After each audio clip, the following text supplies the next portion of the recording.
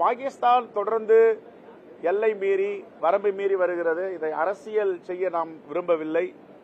இக்கட்டான சூழலில் இருக்கிறோம், துயரத்தில் இருக்கிறோம். இருந்த போதிலும் காங்கிரஸ் பேரியக்கம் ஆட்சியில் இருக்கும் பொழுது குறை சொன்னவர்கள், குற்றம் சொன்னவர்கள் இருக்கிறார்கள். ஆனால் நாங்கள் யாரையும் இப்பொழுது குறையோ குற்றம் சொல்லுகின்ற இடத்தில் இல்லை. இந்தியாவை பாதுகாக்க வேண்டும். இந்த இந்திய இறையாண்மையை நாம் மேலெடுத்து செல்ல வேண்டும். நம்முடைய மண், இந்த மண்ணில் இரத்த வாடை எந்த நேரத்திலும் வரக்கூடாது. மகாத்மா காந்தி வழியில், அகிம்சை வழியில் நாம் போராடி கொண்டிருக்கிறோம்.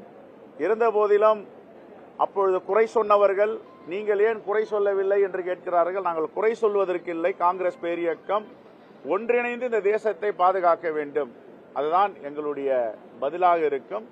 இனி வரும் காலங்களில் தேர்தலில் வாக்குறுதி கொடுத்தது போல குண்டு சத்தம் காஷ்மீரில கேட்காது என்று மாண்புமிகு பிரதமர் சொல்லியிருக்கிறார்.